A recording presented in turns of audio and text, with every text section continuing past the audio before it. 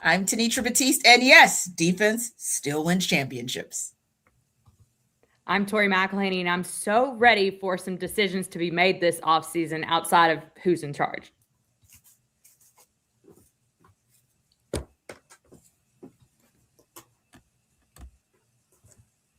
I'm Jarvis Davis, and I'm gonna speak for Aaron on this one. It was about time. It was about time to move on.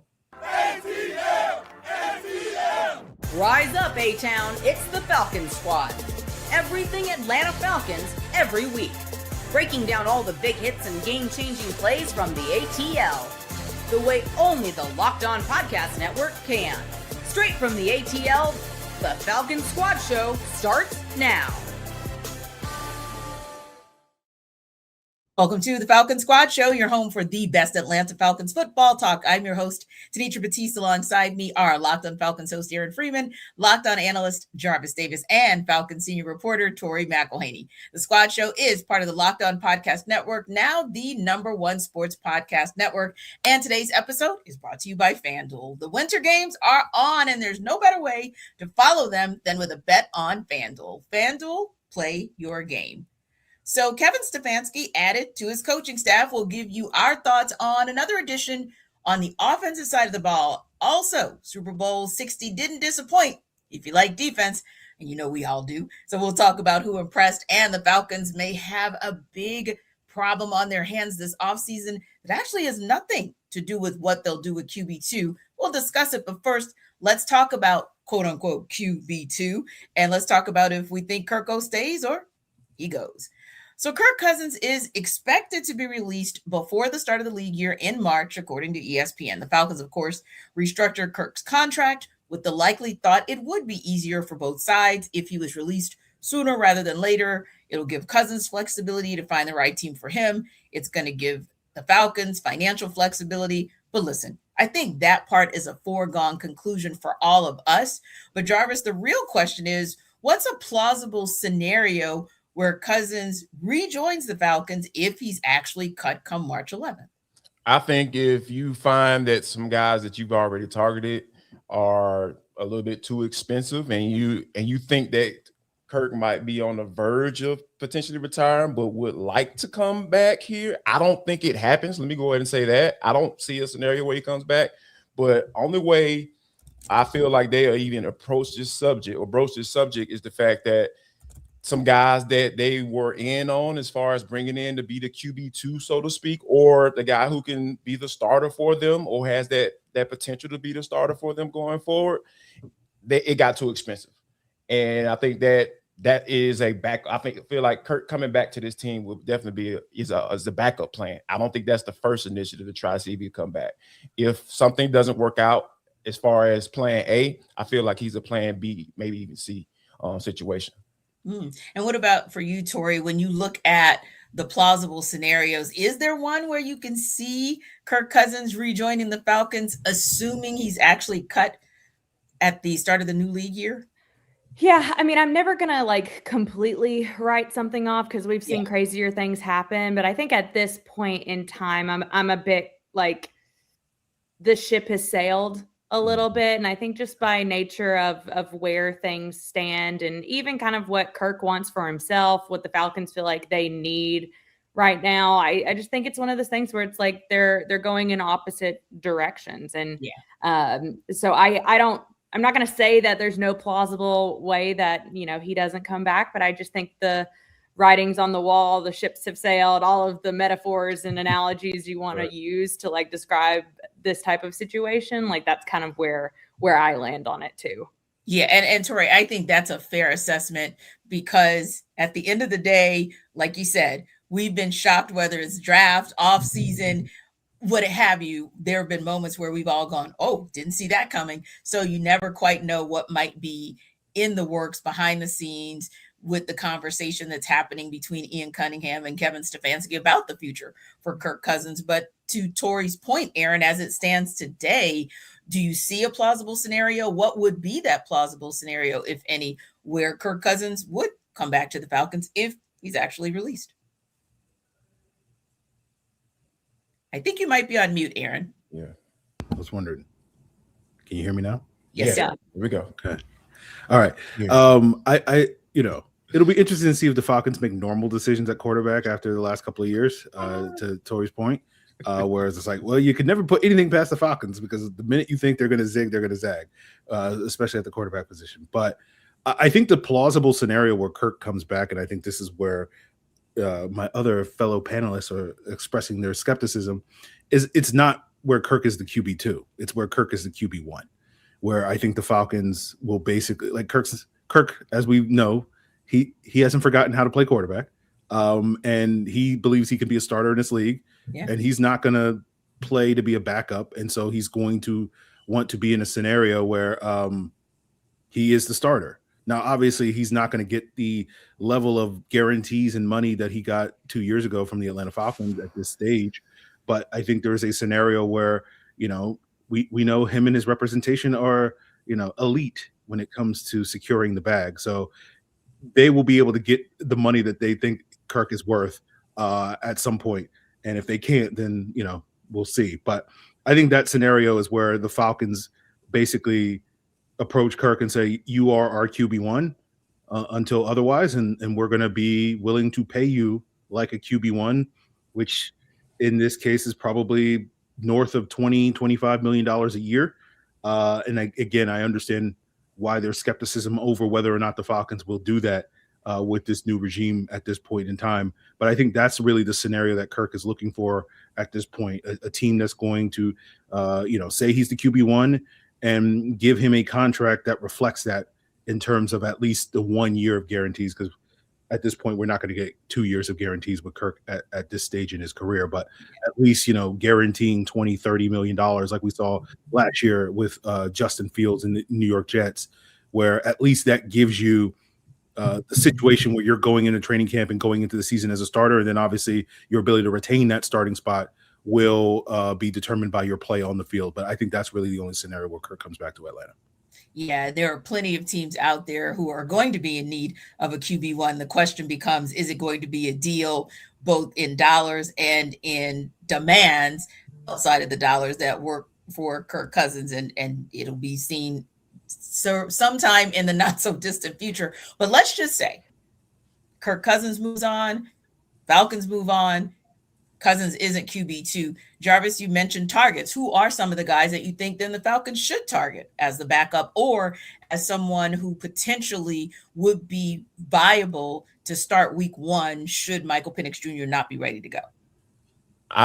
For me, I'm more interested in guys who have a higher floor guys. When it comes to free agent quarterbacks, and the first name that comes to mind, and Aaron and I even talked about this on Locked On Falcons, I feel like a guy like Malik Willis could be somewhere in that range because of what he was able to do when he went to Green Bay, and he was under a coach that is pretty certified in what he's doing and being able to work with young quarterbacks, and he was able to maximize what his capabilities are. And I think that you need a coach Malik needed a guy like that to be able to do that, because we know Tennessee was a straight up dumpster fire for the most part. And you saw once placed in a situation where he can thrive and learn how to play the position, he was pretty effective. So now keep in mind that I mentioned that the price might get a little bit too high. It might get a little bit too high for Malik Willis, right? Because there are going to be some teams who are looking for the same thing. All right, high floor guy. We looked at the tape and we say, okay, we can see him being a starter for us. If not, face of the franchise. Like, teams are basically desperate for guys who are just capable. Look who won the Super Bowl. Sam Darnold, had a really good regular season. The postseason ended very badly for him last year. And for those reasons, Minnesota allowed him to walk, and look what he's able to do. Because if you got a team that surrounds your quarterback and put your arms around him, like that means a lot. And then surrounding him with talent, you know, and we know that this Falcons team has a lot of talent, has talent on the roster. So I feel like that'll be a guy that the ideal type of quarterback that I'll be looking for to bring in. Yeah, and when you think about the fact that hey, if you are a viable or quality backup QB, that market, like you said, could be very, very lucrative. I know Mac Jones kind of comes to mind, where the 49ers have essentially said, hey, we're not willing to trade Mac You Jones. We good? want exactly. We're really in this position. Yeah, because they know Yeah. some of the challenges that Brock Purdy had with injuries, and they feel like they have a very serviceable QB2. So much so that they said, "Hey," they gave him the 2-year, $8.5 million deal back in March 25, and then doubled down this month, saying, "Yeah, we're real good here." So, Tori, yeah, there may be some guys that you think would be viable backup quarterbacks who could be like a Mac Jones, or even like a Sam Darnold was before he became Super Bowl champion Sam Darnold. Are there any targets that you think would fit into a Kevin Stefanski, Tommy Rees type of schematic, if for some reason, especially that MPX couldn't go week 1? Yeah, I think that you're kind of looking for like two things. You're looking for an affordable option, and you're also looking for someone who, kind of to Jarvis's point about, like, you need someone to bridge the gap. If in the case you're looking for someone who could, if it turns out that way, could start games for you. Doesn't mean that he's going to start the entirety of the 2026 season, but the worst case scenario of Michael Penix not being there week 1, like, you have to plan for that scenario coming to pass. I know a name that has been thrown out there a couple times by a couple different people is Tyrod Taylor.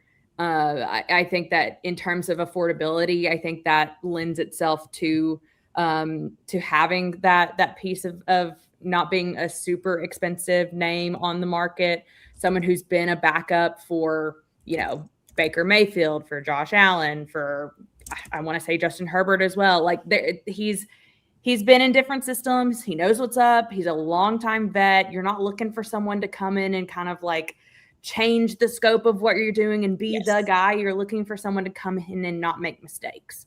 And I think that's kind of like where I land on some of these names. If you can bring in somebody who, I know is not like a flashy name, but can do the little things right and not mess up the big things, then that's kind of all you can ask for at this point in time. And to do so with a contract that's not going to absolutely negate your ability to do some things in a much broader way, talking about bringing back someone like a Caden Ellis, or what they decide to do with Kyle Pitts and the franchise tag. Like, they're just something that, someone who's not going to break the bank for you, but can keep the lights on at the quarterback position until Michael Penix gets to the point where he can come back.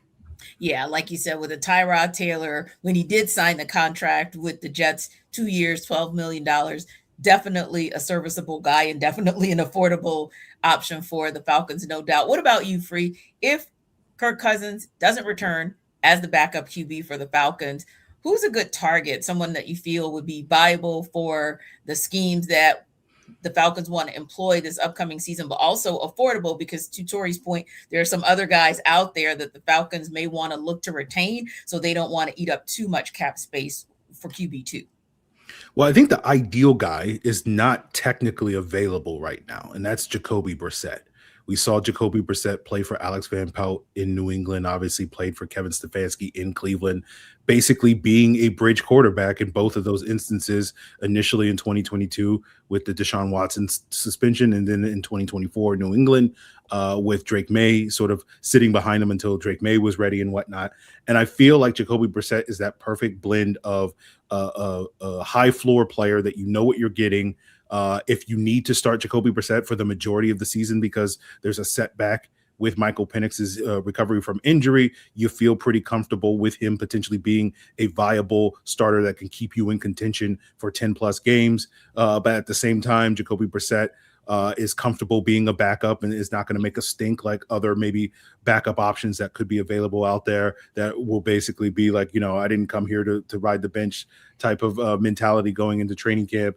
And I think Brissett is an option, but he's technically still under contract for the Cardinals, so he has to be cut in order for that to happen. And probably his status with Arizona is tied to Kyler Murray's status in Yep. Arizona and based off of what happens with Kyler Murray, because obviously if Arizona can move off of Kyler Murray this offseason, as many people been reported that they're going to try to, then they'll probably have Jacoby Brissett stay in Arizona. But if they can't move off of Kyler Murray, do they take the cap savings that they need by cutting Jacoby Brissett and going with another option there in Arizona? So I think Brissett is the obvious best candidate because he's already kind of done what the Falcons will want him to do in Atlanta in previous stints for some of these coaches that the Falcons have. But, if it's not him, then now it opens the door for really what do the Falcons want in that position? Do they want a guy that is just going to start for the month of September and then be comfortable going back to being a backup? And maybe that's a Tyrod Taylor. Do they want a guy that's going to come in and push Michael Penix or whatever, and then maybe that's another option? Or do they want a guy like I think Jarvis says, where I think if you go after someone like a Malik Willis, you're not really going after Malik Willis to be a backup. You're going after Malik Willis because you actually think he can actually start for you and be potentially a pivot point off of Michael Penix in the future. And so I think there will be plenty of options in each one of those buckets for the Falcons. Whether we have good options, whether we have cheap options, I think is really what's up in the air at this point in time. But the Falcons should be able to land on somebody that at least checks one of those boxes this offseason. Yeah, it'll be interesting to see. Very intriguing situation in Arizona. Does Mike LaFleur want to see if Kyler Murray can be who he's supposed to be as that number 1 draft pick? Or do you go with the Jacoby Brissett? Or do you take that number 3 pick that you have in the upcoming draft and, I don't know, maybe roll the dice? But you're right. How that plays out could very well be an implication of how things play out here in Atlanta as well. So speaking of Michael Penix Jr., the saga, we think, between what MPX had to say and words that Matt Ryan had to say, we think the saga's over. We think. We'll talk about it on the other side. This episode of our Falcon Squad Show is brought to you by FanDuel. The winter games are officially here, and if you're anything like us, you're locking in for events you only get to see on the biggest stage every 4 years, and that's why following the winter games on FanDuel just makes sense. From medal counts to individual events to finding your angle on the sports you care about most, FanDuel gives you more ways to stay connected to the action. The drama of curling matches that start slow and somehow get intense really fast, speed skating races decided by just inches, hockey games that feel different right from the opening face-off. The winter games are on, and there's no better way to follow them than with FanDuel. You can even watch niche events that become must-watch TV when you're fully locked into the competition. And FanDuel, of course, keeps the entire Olympic experience engaging from start to finish. So there's no better way to follow them than with FanDuel. So with FanDuel, you can play your game.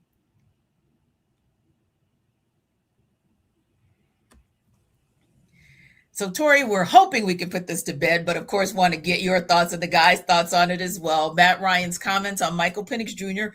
during Ian Cunningham's presser last week, they took a life of their own. Some people took his words as a refusal to commit to MPX moving forward. But Matt Ryan spoke with CBS Football's Jonathan Jones, and here's the clarification he provided. I'm just going to quote it here. If you listen to the entirety of the quote, I think it's very clear I'm high on Michael Penix and that I have been for a long time. Matt Ryan went on to say, quote, I'm not the head of the football team, the head coach. I know what my role is, and I know what my role is not. Kevin's responsibility is to be the head coach of the football team, Stefanski, of course, and he's going to let you know who the starters are and who the starters are not. So are we good to put this to bed now?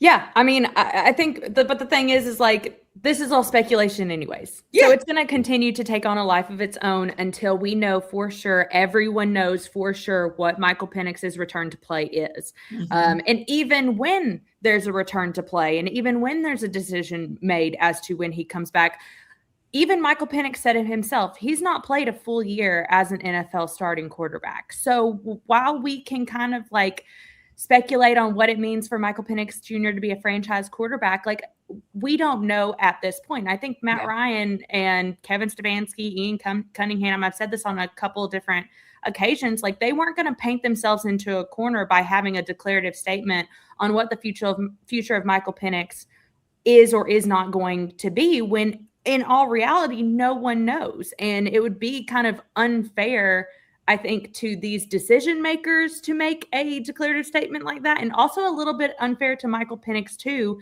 who's still trying to, one, recover from a season-ending knee injury that we don't know what the effects are going to be like moving forward. And two, this is a guy who has not played a full entire NFL season yet. So none of that means that he won't be a franchise quarterback. None of that means that he won't be a really good quarterback in this league. But at this point in time, with the information that you have, making a declarative statement like that helps no one. And and so I think that's kind of why I understand where people are coming from in terms of the speculation of like Matt Ryan or Kevin Stefanski or Ian Cunningham haven't made this like declarative statement. We like Michael Penix Jr. is our guy and we're moving forward with him. They don't even know if Michael Penix is going to be ready week 1. So why would they go out and say that if Michael Penix is not even ready by that point in time? So I think it's just like, let's for a minute, like everybody put on their thinking caps and like just look at the situation for what it is. And it's not Matt Ryan or Kevin Stefanski or Ian Cunningham like knocking Michael Penix and his ability as a quarterback or a starter in this league. It's talking about the things as they are right now. And you don't have the information to be able to speak to what his future could even look like.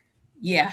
And Aaron, when you think about sort of the firestorm that brewed after the Falcons cut their deal with Kirk Cousins and then turn around and drafted Michael Penix Jr. And sometimes the backtracking that followed, the backtracking that ensued was just a whole heck of a lot. I think at times it might have just kind of put gasoline on a fire, if you will. So yeah, you can't blame Matt Ryan for, I don't think that he was giving coach speak or president speak or GM speak. I think he was being very genuine. He's been very consistent in his feedback about Michael Penix Jr., but he's also been very consistent about making sure that everybody understands the lines of demarcation and that this essentially falls under the guy I hired to be the coach. Yeah, I mean, we talked about this Thursday on the squad, and there's no reason for anybody in this organization to make any commitments about the quarterback position in the first week of February when so many things that we don't know what's going to happen in March, what's going to happen in April, what's going to happen in July when training camp starts, what's going to happen in August, what's going to happen in September. And it's just like, there's no reason in February to be like, we know exactly what's going to happen and let's plant our flag. And so therefore everybody read into it. And I feel like, when Kevin Stefanski got introduced, I think people were far too reading into his comments and being like, oh, they're 100% committed to Michael Penix as the answer to the quarterback. And then when Matt Ryan says his thing, people are like, oh, no, they're walking it back. They're not committed. And it's like, The truth is somewhere in the middle. And the truth is that they don't really know who's going to be the quarterback, right? And if they commit to Michael Penix, and I think most of us assume that Michael Penix will probably be the starter this year at some point when he returns. But like, let's say you go out there and you sign a Tyrod Taylor, and let's say Tyrod Taylor finds the fountain of youth and you're 3-0 and it's like Penix is ready to go. And it's like, well, let's see what Tyrod can do, and that basically that question that our former Locked On colleague Mark Zeno asked was, are you 100% committed to Michael Penix once he comes back from injury? And it's like, I don't know. We'll see. Like, that's how this works in the NFL. So like, that's basically what Matt Ryan's response is. And it's like, and basically it's not my job to make that decision. That's the head coach that's going to ultimately make that decision. So we'll see. And like, everybody's like, oh my God, did you see what Matt Ryan said? And, I'm not going to go on a media rant, but I'm going to go on a mini rant. The problem is that everybody just basically looks at headlines and just then blogs about it. And they say, Matt Ryan is not committed. The Atlanta Falcons are not committed to Michael Penix. And no one actually goes and listens to the presser or listens to the actual quote. They just take the headline from somebody else's source and it just goes like wildfire and it spreads around the internet and people are getting it on their phones, on Instagram and Twitter and the headlines and whatnot. And so it takes on a life of its own. And that's why we're still talking about this when it was a nothing burger of a statement where Matt Ryan was like, we'll see what happens. That's all he basically said. And everybody's like, oh my God, the Falcons hate Michael Penix and they're going to throw him under the bus and he's terrible. And it's just like, it's not what he said, but that's how it goes. Yeah, because in a minute, Jarvis, it becomes, and what we're reading and what we're sensing is that the Falcons may be looking for a quarterback in the draft and in free agency. I mean, before you know it, because it just goes down a rabbit hole, and you hate that Matt Ryan had to even clarify, but I also appreciate the clarification because for those who actually may pay a little bit of attention or may do their research just a little bit, they'll at least see a consistent line, a consistent through line for what he said about Michael Penix Jr. and his thoughts on him, and what he said about the nature of responsibility of his versus Kevin Stefanski's versus even Ian Cunningham's. Yeah, a famous general manager for this team, or former general manager of this team, Thomas Dimitroff, once told me, "Hey, you need to do your research." And I understand that, and it makes a total sense, because when you look at where Michael Penix is in his contract, right? You're going into his third year. They have first round picks that have that 5th-year option. Rookie deals are really cool to have as a quarterback, right? As a quarterback who you think has the capabilities of being a viable starter for you. And that's the floor, talking about that floor piece.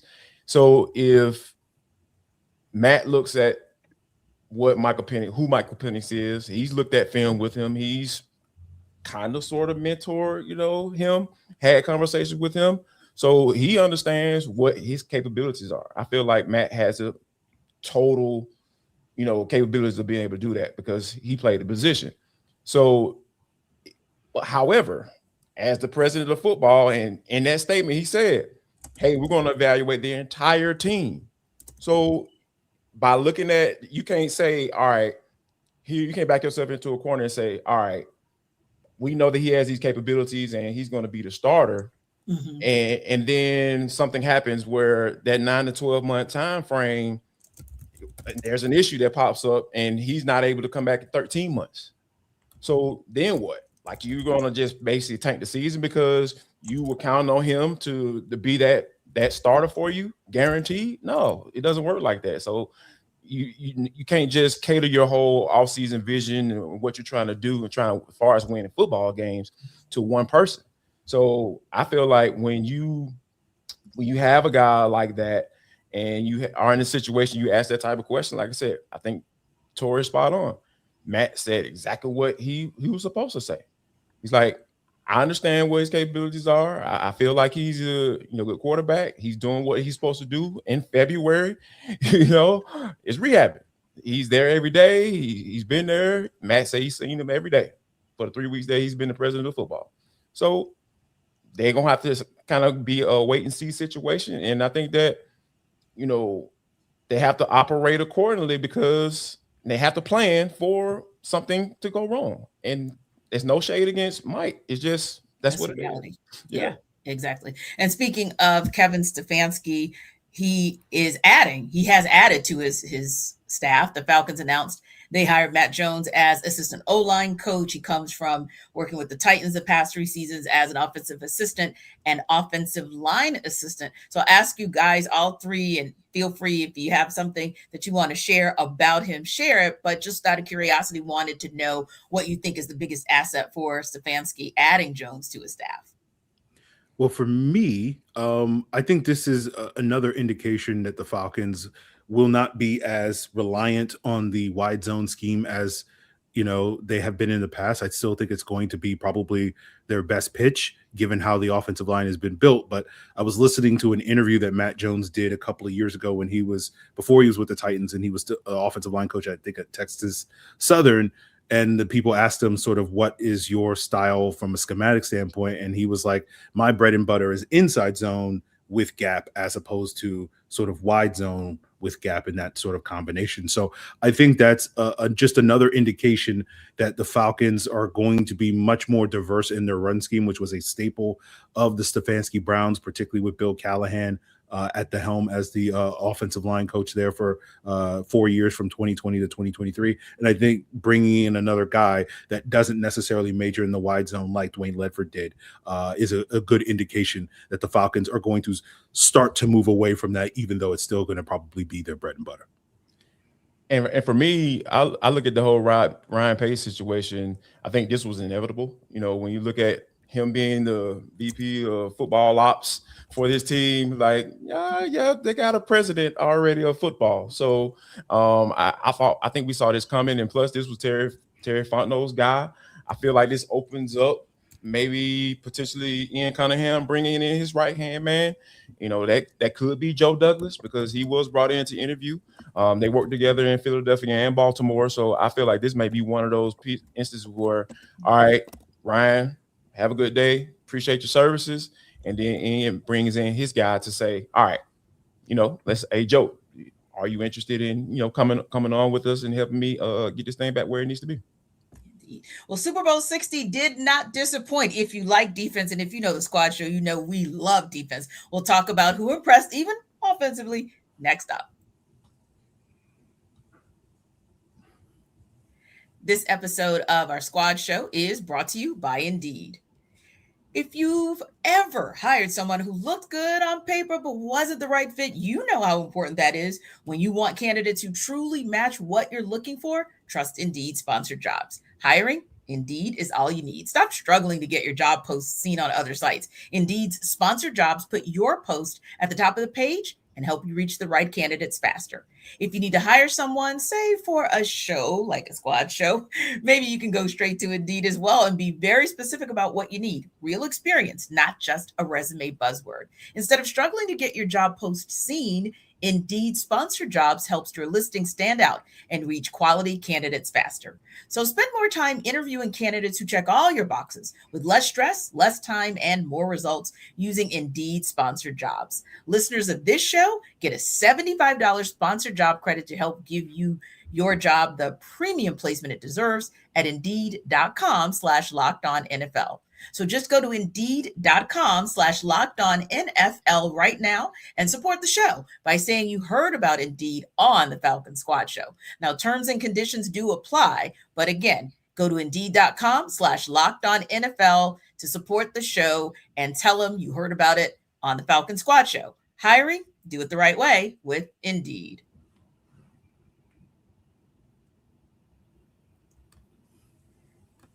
So, Aaron, another one is in the books, Indeed. Super Bowl 60. We know that the Seattle Seahawks dominated the New England Patriots. And I'm thinking in terms of that game itself, and maybe that's how a former Falcon performed, seeing that Matt Collins actually put points on the board for the New England Patriots for starters, or just something about that game. What impressed you most about Seattle's win last night, or even some former Falcons that you may have seen perform? Yeah, I think you mentioned it at the top, we're back to defense winning championships at this point in time. And obviously when you have the best defense in the NFL going up against, depending on what metrics you look at, some metrics indicated the Patriots were the best offense in the NFL, but unfortunately they did not have the firepower to take down the Seahawks defense. And I heard someone say it last night at the Super Bowl party I was, and basically that game between the Rams and the Seahawks was the real Super Bowl, just because those were two teams that were better, no offense to the Patriots, than this Patriots team this year. We know it was not quite the high caliber year for the AFC with the usual suspects making it far. And so obviously the Patriots, earned their shot to get there. But I think a lot of us went into this game being like, I don't think these two teams match up particularly well.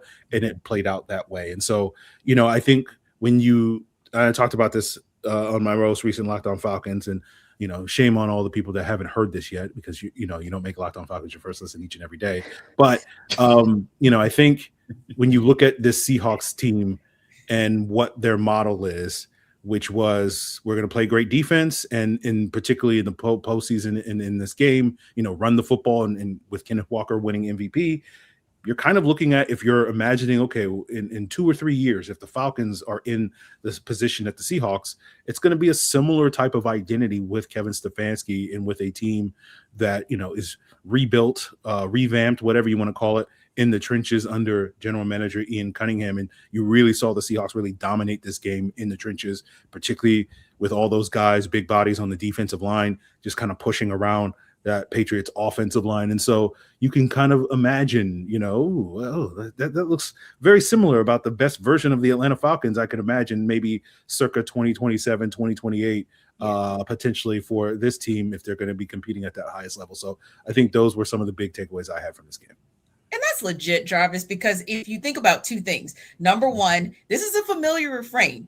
You win, in the trenches defensively. You win in the trenches offensively by protecting your quarterback. Didn't we see that last year to the tune of 40-22? And that game wasn't that close. But we saw the Eagles have that same blueprint in beating the Kansas City Chiefs last year. And if we're being honest, except for Christian Gonzalez, not to say that the whole Patriots defense didn't show up, but real talk, it was really Christian Gonzalez stopping a couple touchdowns. This also could have been a 40-13 type of game as well last night. So, yeah, I think you kind of saw that blueprint play itself out particularly this year with the Seattle Seahawks team that was knocking on the door last year, ended up losing the tiebreaker to the Rams and was out completely. But slowly but surely, John Schneider doing the right thing in the offseason, getting guys like DeMarcus Lawrence, drafting well, Howie Roseman doing the same thing. And here you have these two. And give a credit to the Patriots organization as well, and the Chiefs for that matter, for what they did last year and this year, respectively,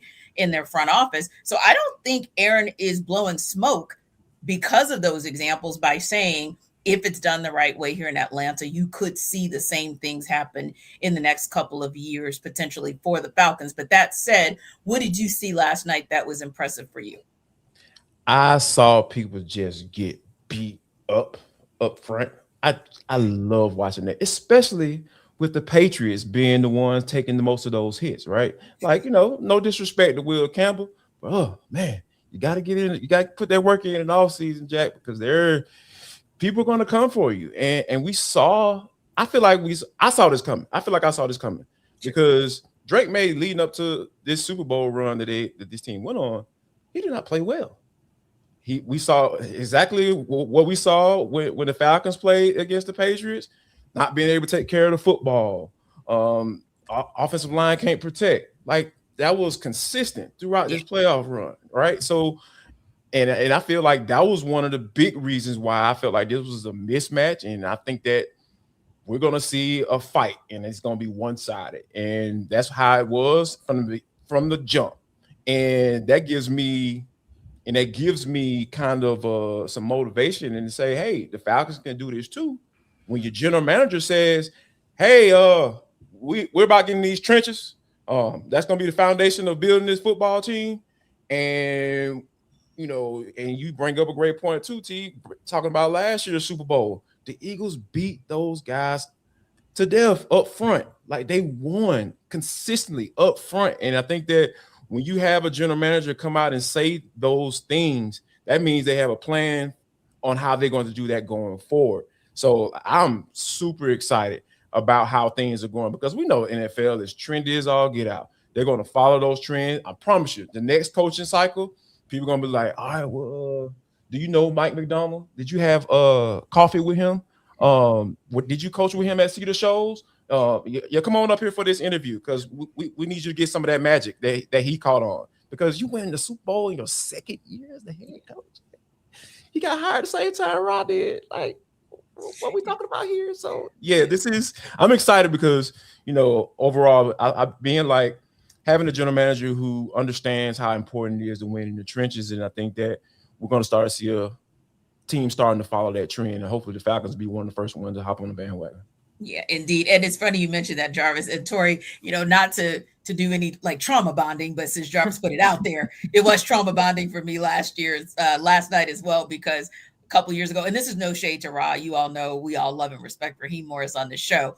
But when I saw the slate of candidates, the two that ended up coaching the Super Bowl last night, those were the two that had my eyes gleaming and glittering for the Falcons fan base. Like, I don't know. I just kind of thought, yeah, those two. I'm not saying I thought Mike Vrabel in year one, Mike McDonald in year two, but I definitely thought that what we saw last night, them getting to sort of the promised land was possible. But for you, when you look at last night, whether it's on the field, sidelines, front office, sort of what impressed you about the performances? And let's start with what we saw on field.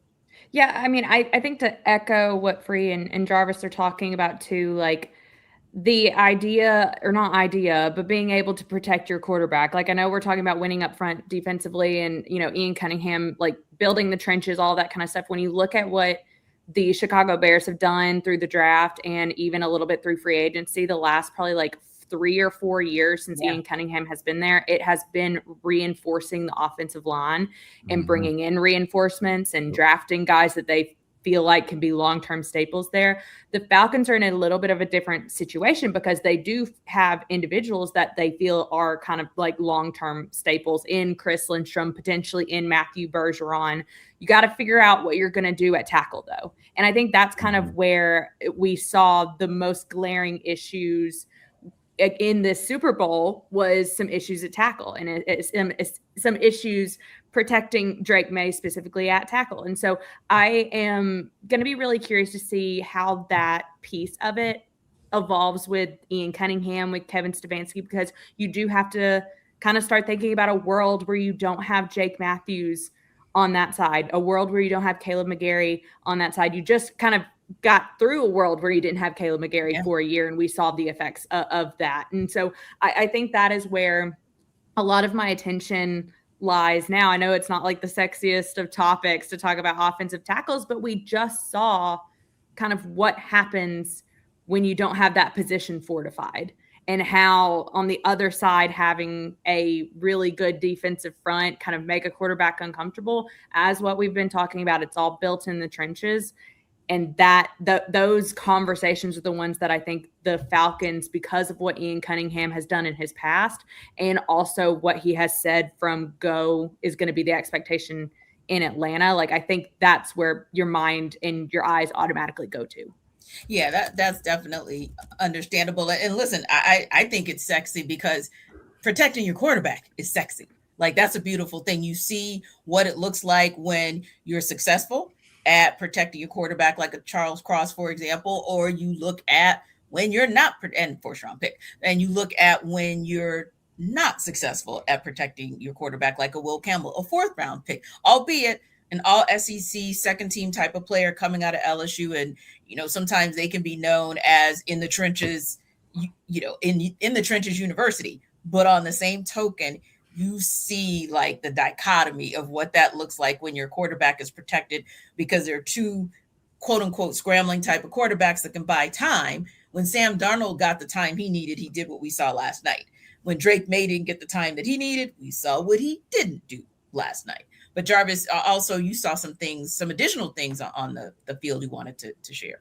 I just wanted to second Aaron's notion about people not listening to Locked On Falcons, because when you think about the conversations that Aaron and I have had for the past 2 years,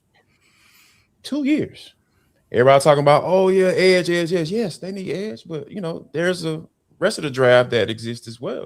We're talking like, oh man, it'd be good for the Atlanta Falcons to draft a tackle, a guy they can develop, a guy they can bring in, get him up under Dwayne Lefferts, teachings, spend some of that good teaching that Dwayne has, and kind of bring him along, because Caleb McGarry hasn't had that best of injury history, right?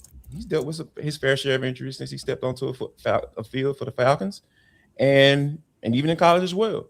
And then Jake Matthews, last time I checked, he around that age, right? What guys start to think about retiring, So yeah, it's all about making sure that you're good. And I think Ian laid it out best. And I've always been a proponent of this when it comes to general managers.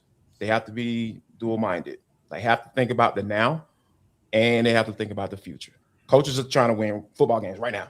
They don't care about the future. They're trying to keep their job, because it's the NFL. That means not for long. So understanding where you are, that you can pencil in Jake Matthews as your starting left tackle for the 2026 season, sure.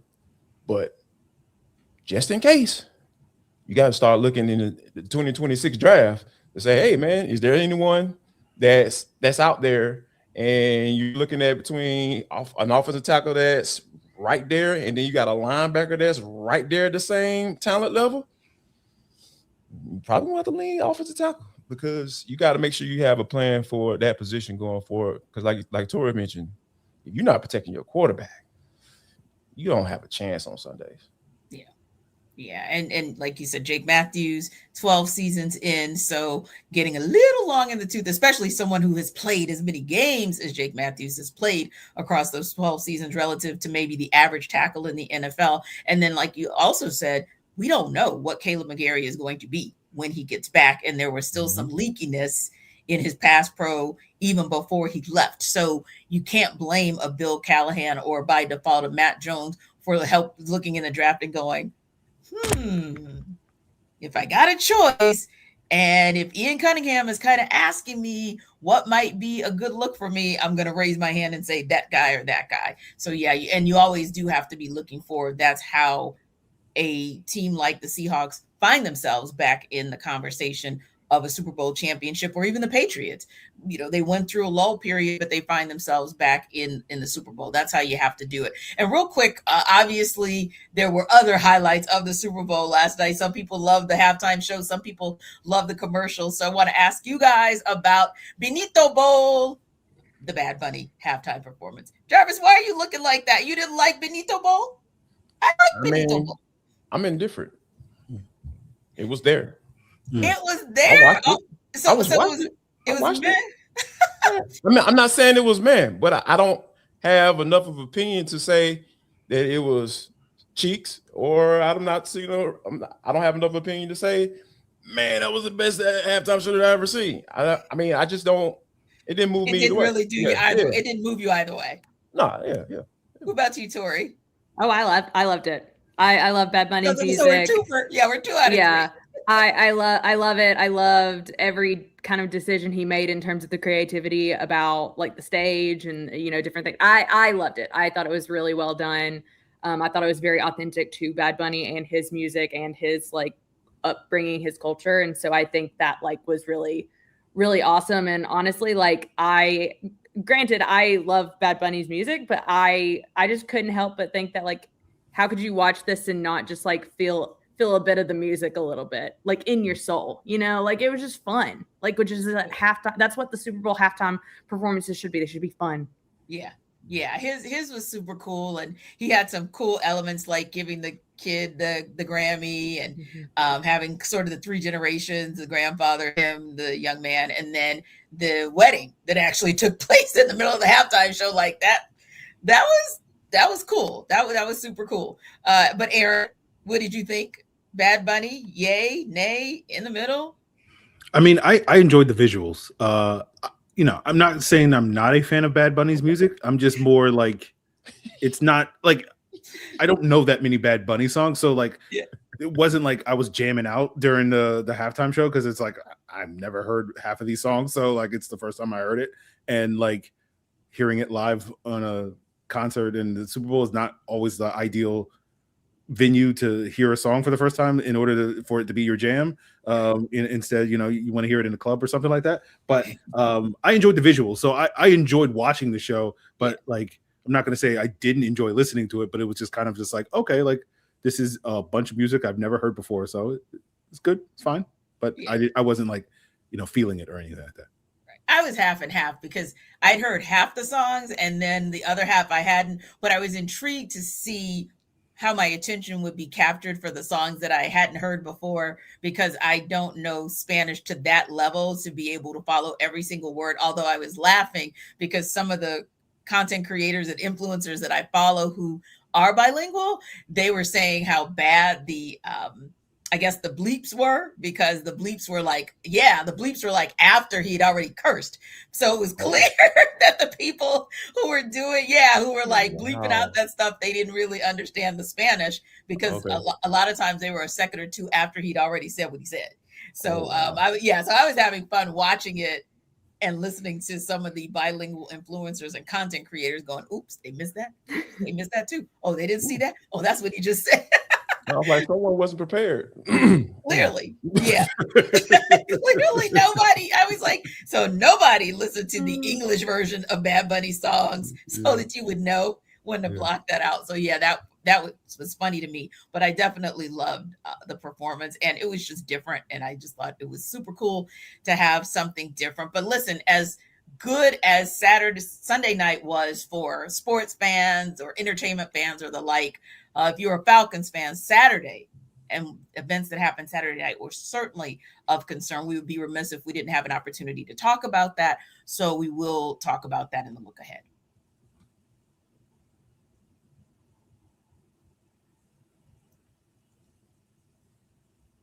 And of course, we appreciate our everydayers for making the Falcon Squad show your first listen of the day, and always appreciate you making Locked On the #1 sports podcast network. And let me just share this with you guys. And many of you already know this, but we always like to give this disclaimer as well. Senior reporter for the Atlanta Falcons, our colleague Tori, obviously she is not with us for this segment, but that's because she's not always at liberty to comment on the next topic. So yes, she is ultimately our colleague and she always comments on whatever she can, but ultimately she is an employee of the Atlanta Falcons. And so we want to respect that and her journalistic integrity as we begin our conversation on the James Pearce Jr. situation. So of course, he was arrested on a series of domestic violence related charges, according to Miami-Dade County jail records. He faces 2 counts of aggravated battery with a deadly weapon, which was revealed to be a vehicle, as well as aggravated stalking, fleeing, or eluding police, aggravated battery involving a law enforcement officer, resisting an officer without violence to his person. Now, he did post bond Sunday. He has been given a stay away order, but this presents a unique challenge, Jarvis, because when we're talking about the offseason, what did we start the show talking about, and what have we been talking about? The #1 offseason topic has been Kirk Cousins. But for Ian Cunningham, now he has something else to face. Been on the job for less than a week. How should he approach this? Get all the facts. Yeah. Gather all the facts, as many as you possibly can. At some point, I'm sure he's going to have a conversation with James Pearce. I know his lawyers released a statement. They didn't vehemently deny that, what happened, but they did say they want to make sure they get all the truth. That the truth is eventually going to come out, right? Mm-hmm. So I think that when you have a situation like this, the Falcons haven't been in a situation like this in quite some time, right? Yes. We for obvious reasons. And for those who don't know and have been living under the rock as far as about the Falcons' history and legal troubles, Michael Vick went to federal prison for almost 2 years. So there you go. And I think Arthur Blank vowed that day, like, hey, we got this Falcons filter, and if you have anything that can potentially put you in position to make bad decisions, like, hey man, take that man off our board. And I think that this was for the Falcons to bring a guy like Pearce on. They had to have some serious conversation, to the point where they made that phone call to his mama the day before the draft. And I think that try to go into just the mindset of what they had in mind, like yeah, it worked in his rookie year, right? It worked in his rookie year. People started to forget about that 2026 first round pick because of how James Pearce Jr. played. Yeah. However, that doesn't necessarily mean that he's changed. That just justifies the talent. He justified his talent in the 2025 season. But the character remains the same. A lot of times these guys don't change. It's just, okay, what are you willing to put up with is the question you have to answer. And obviously Terry Fontenot was willing to put up with this, and Raheem Morris was willing to put up with this, and they sold this to Arthur Blank, say, yeah, man, we want to take a chance on this guy because he was in desperation mode. We said it. Hey, man, Terry Fontenot is GMing for his job. That's what it was in 2025. Yeah. Now we're sitting here in this situation, and no one should be surprised that we're here right now. So I feel like Ian Cunningham is going to have to make sure that, hey, I'm getting all the facts, I'm getting all the situations, and we're going to just have to let the legal system play itself out like they normally do. Yeah. And as we always say, it's an innocent until proven guilty situation or scenario, because obviously we don't want to try and convict him on this show, just bringing you guys the facts and giving you guys the thoughts that we have on what this means for this Falcons organization. Because real talk, Aaron, yeah, you're coming off of a historic season by James Pearce Jr. for this Falcons defense. You're coming off of James Pearce Jr. being #2 in votes for Defensive Rookie of the Year, and a guy who started trending up so much that you can only think of how much of a leap he could potentially make in his second season. But like Jarvis said, these were questions and concerns that allowed James Pearce Jr. to be available to you in the late first round because other teams were like, thanks, but no thanks. So Ian Cunningham, first week on the job, how do you handle this? Yeah, it'll be interesting because, when you talk about Kevin Stefanski, problematic players playing for the Cleveland Browns, that happened quite a bit. So like Kevin Stefanski can't sit here and be like, well, we don't believe in this or whatever. He can't, he doesn't have that to stand on. And again, that's not to say that he was like pushing for these guys, but it's just one of those things where he can't necessarily be like, oh, we have, that Falcons filter or whatever. It's like, well, what happened to the Browns filter? Because the Browns filter did not exist. But, but like Ian Cunningham and just doing a little bit of research, I'm not aware of the Bears having any significant off-field issues during his 4 years there in Chicago. And I'll be very curious to see how he weighs this sort of situation, because as Jarvis put it out, like, James Pearce was a Raheem Morris, Terry Fontenot bet.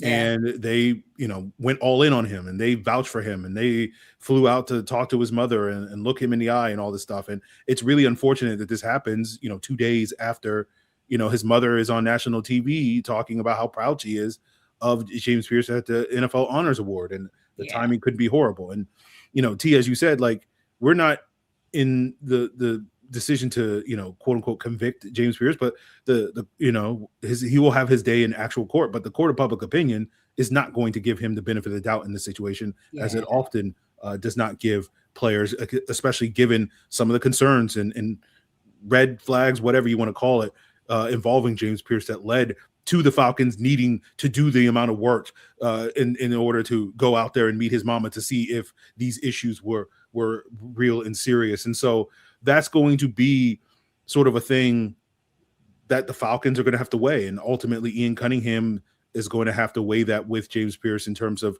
his status moving forward. And as Jarvis said, like, if the boss comes into the building and says, hey man, we can't have this black eye on our organization, then, decision's already been made. So we'll see, how that plays out. But normally it is going to be a situation, and especially as we know, the better you are at football, the longer that leash tends to be when it comes to, dealing with off-field issues. And as we saw, as Jarvis just broke down, James Pearce looked really good at football, especially over those last 9 games when he was racking up sacks. And so it's an interesting dilemma that the Falcons are in. They haven't been in this dilemma for a long time for a lot of the reasons that Jarvis said, where they purposefully were like, we are not going to go down that road again. We had this same conversation a couple of years ago, why they chose Bijan Robinson over Jalen Carter, because they were worried about getting that phone call at 3 a.m. in the middle of the night when it came to Jalen Carter. And you don't have to worry about that. The only call you're getting at 3 a.m. about Bijan Robinson is he saved a bunch of puppies from a burning building or something like that.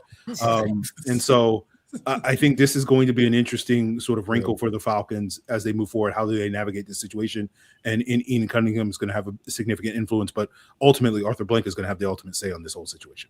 Yeah, and I can even recall some conversation and commentary about Byron Murphy II, as good as he was coming out of college, but it was those questions about the off-field issues and character and will to play that seemed to surface more than anything. Now, obviously, after last night, seems like that was a good gamble by the Seahawks, just as Jalen Carter appears to have been a good gamble by the Eagles. But hey, you got to respect if franchises and organizations say we're not willing to take that chance. Real quick, guys, want to just ask one more thing, because we talked about it from the perspective of what is Ian Cunningham going to do. And typically these issues are handled by the GM for a team and maybe the director of security.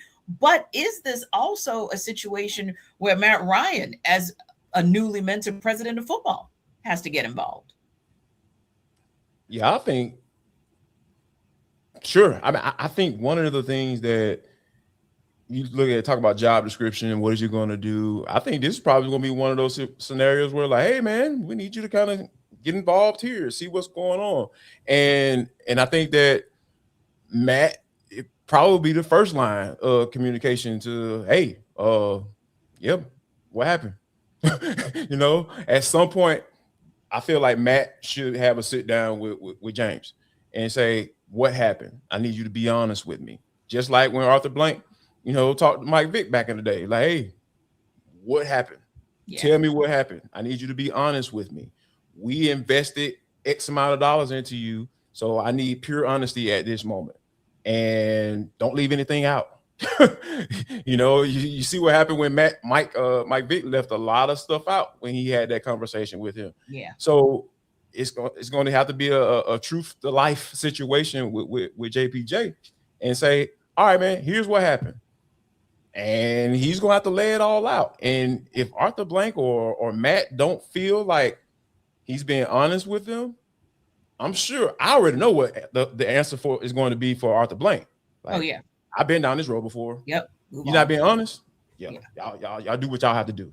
And I think that, Matt is, you talking about getting things started, right? Not even a month in of being the president of football. Well, JPJ is a football player for you. So, you're going to have that conversation. And I think that ultimately, I feel like that's going to be part of whether or not the decision is going to be made, whether he comes or goes once the legal situation plays out, obviously, for this team going forward. Yeah, I think, and it goes back to what I just said, like James Pearce was a Raheem Morris, Terry Fontenot guy. They would have given him the benefit of the doubt in that sort of sit down conversation. Sure. Everybody that's now in that conversation, with the exception of maybe Arthur Blank, doesn't know this dude, right? They literally have maybe had a couple of phone call conversations with him. And so that's going to be, I think, very telling if they do have that sit down, and in terms of what their takeaways from it, because they're not necessarily going to go into that giving him the benefit of the doubt and wanting to see some reality there. So that to me is going to be very telling if we do get word of that sort of sit down situation. Yeah, and of course we'll be watching to see, as we learn more details about the situation, what the Falcons' stance is on it and how James Pearce Jr. and his legal staff proceed forward with the investigation. Thanks to our everydayers for making the Falcon Squad Show your first listen of the day. Be sure to stop by Locked on Falcons with your host, Aaron Freeman, as your second listen. The Squad Show and Locked on Falcons are part of the Locked on Podcast Network. We'll see you next time.